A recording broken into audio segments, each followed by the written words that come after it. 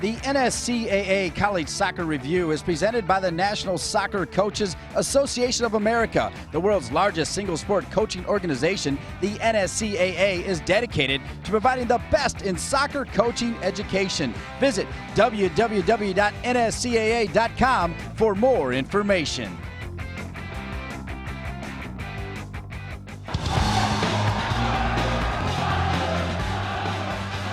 Wave the flag. We are in Peoria, Illinois, Shea Stadium, home to the Bradley Braves, who tonight played Memphis in Game 1 of the 2009-20 game NSCAA Division I College Soccer Package on FSC. And this is the NSCAA College Soccer Review.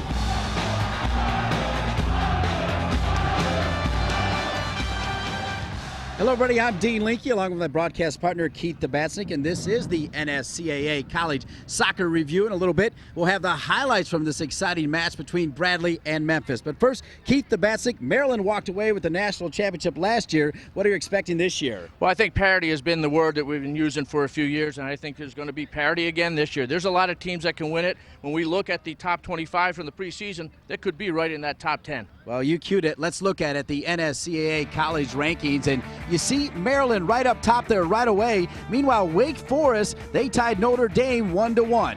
Yeah, and actually, you talk about that. First of all, Maryland, they lost 4 great players, all playing in the MLS right now. They got a tough challenge to repeat. Notre Dame also beat Michigan 5-0 this week. And there is Notre Dame right at the top of the second chart. Dartmouth also makes an appearance. Yeah, and Dartmouth's one of those teams that's always in it in the Ivy League, always has a chance to win the Ivies and get into the NCAA tournament. Saw them on Fox last year. They put on a great show. And there's the Final Five rounding out Louisville, which will also be featured right here next Sunday on the FSC Game of the Week. Now, let's go to the women's soccer college rankings. No surprise, North Carolina, they have been outstanding. I think they're the odds-on favorite to win it again. Well, of course they are. In fact, their win over UCLA 7-2, I mean, that makes a statement, if anything. Big question mark on the women's side, who can beat North Carolina? Some Big Ten teams make the second 10, Purdue and Minnesota, as they try to climb the ladder, but it's all ACC usually. Yeah, and I tell you what, the ACC, it's a good competition, breeds good competition, and it gets them better and better. And the Final Five, speaking of ACC, there's Duke and also the St. John's women's program. And women's soccer already off and running. And how about Dave Lombardo's James Madison team, as Corky Julian went off 3 goals versus Bucknell and 2 goals versus Xavier. She is the NSCAA Player of the Week. And your final score in this first game of the NSCAA Game of the Week here in Peoria. Campus of Bradley, after 110 minutes, it was Bradley 1 and Memphis 1. A thrilling game early on. Chris Cutshaw got the goal, and then it was answered by the talented Parker Duncan for the Memphis Tigers. I'm Dean Linke, again, along with Keith Debatsnik. And Keith, we thought it was going to be the Bradley show, a big crowd here for this late-night game, but give Memphis credit. Yeah, Memphis gets a lot of credit because they didn't give up, and more than anything else, they didn't give up the second goal.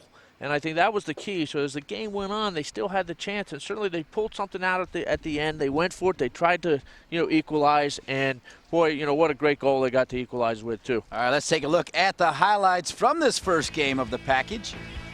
Well, this is Bradley going in 10 minutes into the game. Brian Gall playing the ball. This is Chris Cutshaw, putting the ball around Michael Goodland and putting it into the net.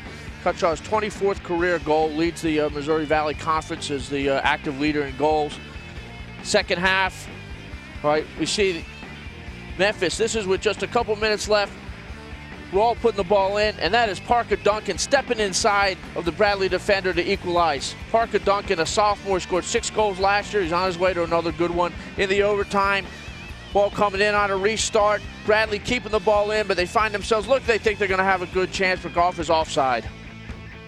All right, now the cross coming in from Greer. Parker Duncan tries to get it, and there's the ball saved by Van Kampen. Van Kampen, a great game for Bradley, keeping them in at 1-1. Well, I'll tell you what, we're off to a good start. We got another good one, though. The next one, Friday, September 11th, number 16, UC Santa Barbara will welcome in Rutgers, and you can see it at 11 p.m. Eastern right here on FSC.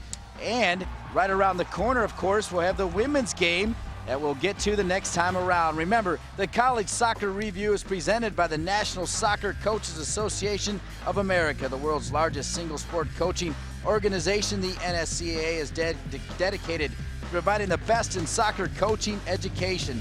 Visit nscaa.com for more information.